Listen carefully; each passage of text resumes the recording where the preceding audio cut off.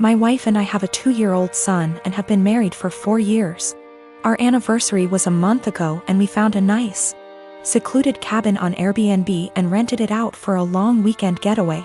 My wife asked her parents if they would be willing to watch our son, and they agreed as long as we dropped him off at their house. That worked for us since it was on our way anyway. I was raised Lutheran and my wife was raised Catholic, but neither of us currently go to church and have not had our son baptized. My mother-in-law knows this and hates it. She thinks our son needs to be baptized or he will burn in hell. She's that kind of Catholic. So we go on our trip, and when we pick up our son and ask how the weekend went, mother-in-law says everything went fine and that she has saved my son's soul from the devil. I ask her what she meant and she says she had our son baptized that morning at her church. I tried my best to keep my cool so I didn't scream at mother-in-law in front of my son, but I pretty much grabbed my son and left. On the car ride home I was fuming and told my wife as calmly as I could that this would be the last time her parents have our son unsupervised. She tried to downplay what her mom had done, but I told her we need to wait until we get home to talk about it because I'm not fighting in front of my kid. When we got home and had a chance to talk about it, things got heated. I told my wife I no longer trust her parents with our son, and that if they did something like this behind our backs, I can't trust them to respect our wishes as parents in the future.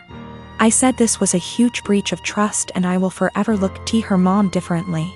She continued to try to defend her mom, saying that she was only doing what she thought was best for her grandson. She even downplayed it by saying that it's just a little water and a few words and we don't go to church anyway, so what does it matter? I told her that under no circumstances will I allow her parents to watch our son by themselves again. I said that we can still let them see their grandson, but only if we are present. I also said that if she doesn't see what the big deal is with this situation, that maybe we aren't on the same page as parents and maybe we need to see a counselor. She started crying and said that this isn't the kind of decision I get to make on my own, and I'm an asshole for trying to tell her what kind of relationship her parents can have with our son. I told her that I no longer have any trust or respect for her parents and that I don't know if there's anything they can do to repair that. I told her what her parents did was unforgivable in my eyes and they put themselves in this position to lose privileges with our son. She's been trying to convince me to change my mind for the last month, but I'm not budging. To me, this is a hill I'm willing to die on. I am 25 years old and I am getting married to my fiancé Kevin next month. My family love Kevin and Kevin loves them. However, my mom is the brutally honest type who constantly dish out her opinions and thought on what people wear, how they look, how well off they are. Mostly negative, tasteless, backhanded comments. She says she can't help it and that no one should be offended when she's just being honest. When she met Kevin, she kept making comments about him, his car, his degree, etc. With time and strict conversations, I was able to get her to show some respect. But she kept annoying Kevin by constantly talking about his hairless face. His face is clean, he doesn't have a beard or mustache, which he can be very insecure about. He comes from Irish origins, so he's white, he has no facial hair, while I'm Hispanic. Mom made jokes with her husband about how unmanly it is to not be able to grow a beard or a mustache. Those comments hurt Kevin so much. I had a very stern conversation with her and she said, "Oh, I didn't realize those remarks were offending him, I was just teasing him," or, "You know me, I'm just giving my humble, honest opinion, so he shouldn't take it personal and should learn that this is how I am." She ended up sincerely apologizing to Kevin and we left it at that. As the wedding is approaching, Mom decided to give Kevin a wedding gift and also to let him know how sorry she was for her past behavior. She invited the whole family for dinner and decided it was the perfect time to hand Kevin his wedding gift. He thanked her, but she insisted that he open it right there and then and show everyone what she got him since she knew him that well already. He opened the box and found a set of shaving tools with a shaving cream. Kevin stopped for a sec and kept staring at the gift. My stepdad took it and showed everyone, then Mom and others started laughing while stepdad kept saying, "You get the joke, Kev? You get it?" And my brother running around the table laughing with everyone. Kevin got up and walked out. I was so mad I lost it on Mom asking why she did that and humiliated Kevin in front of everyone. She told me to relax, she was just messing with him, but I said she knew how he felt about this topic and demanded she apologize, but she said no since she wasn't responsible for his reaction and thought he was going to laugh along. I angrily said no apology, no wedding invitation, period, then walked out. She freaked out, tried to say we overreacted to a joke, and my brother said I was crazy to exclude mom from my wedding over something so stupid. He said Kevin should get over it since it was a joke, but I refused to send an invitation and withheld until / unless she apologizes. They think I'm unreasonable choosing this to be my hill to die on and called me disrespectful for how I treated my mom. I'd like to point out that my brother and stepdad and uncle sometimes take part in teasing Kevin. My brother, who's 31 years old, would sometimes either brag about his goatee mustache in front of Kevin or tell an indirect silly joke about this topic which would irritate Kevin and just spoil any family gathering we have. But mom is the one who started this whole campaign, and I've already had conversations with her about it. Now both of my kids, 16-year-old son and 9-year-old daughter, and my ex are extremely mad at me because I won't give up my appointed time with them. My son won't even talk to me and my daughter is crying all the time. Me and my ex divorced shortly after my daughter was born. I blame him for it and he blames me. I won't go into detail here. We ended up with a 50/50 custody agreement, switching every other week. While this was 8 years ago, we're still not on good terms. We rarely ever talk to each other outside of the kids, and I'm perfectly fine with that. One thing we have agreed on since the beginning though is that we don't plan things on days that aren't ours.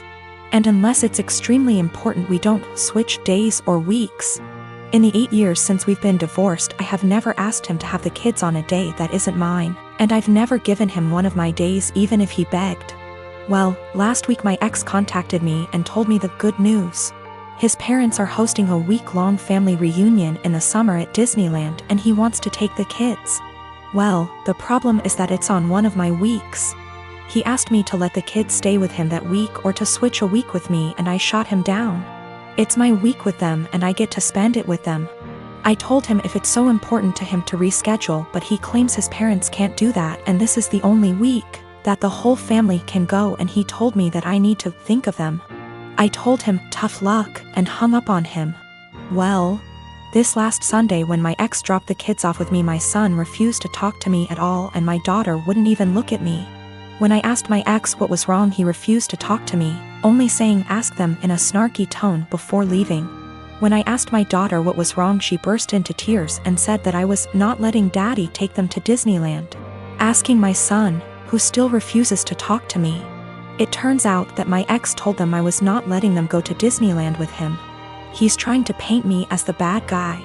I sat both of them down last night to talk to them and explain it's my week with them, but they refused to listen to me. My daughter just cried and my son told me I'm only doing this to get back at my ex. I think it's unfair for him to do this when his parents scheduled it during my time with them. I demanded an apology from my ex and him to set things straight, but he refuses, and his last text to me being, "Can't tell them the truth 'cause they already know it." I'm so pissed right now. My sister and her husband were sent to prison at the start of this year, and sadly won't be released for a few years. That left me to look after their 15-year-old daughter Amy.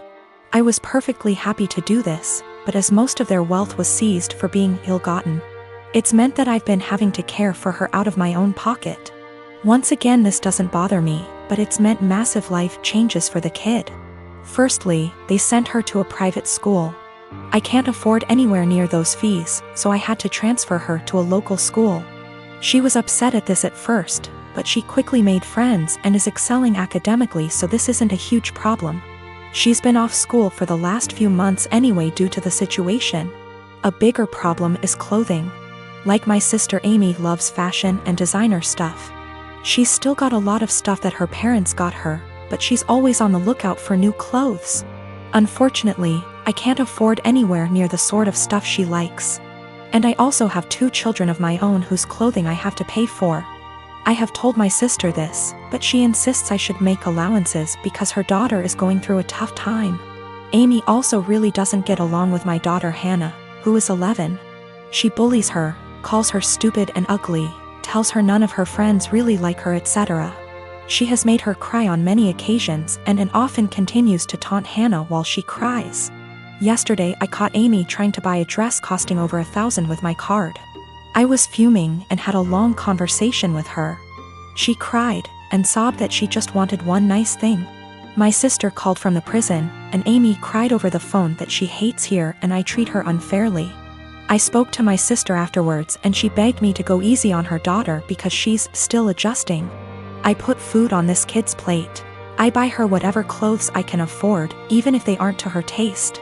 I take her to visit her parents as much as possible. They're held in different facilities. And I do all of that on top of working and looking after my own children. I told my sister that I was willing to look after her daughter for as long as she needs. But if anything like the card incident happens again, or if she continues to pick on my daughter, there will be serious consequences for her. My sister wanted to argue, but they get limited time on the prison phone. I think what I'm doing is right. I get that the kid is going through a tough time, and I'm doing everything I can to be there for her.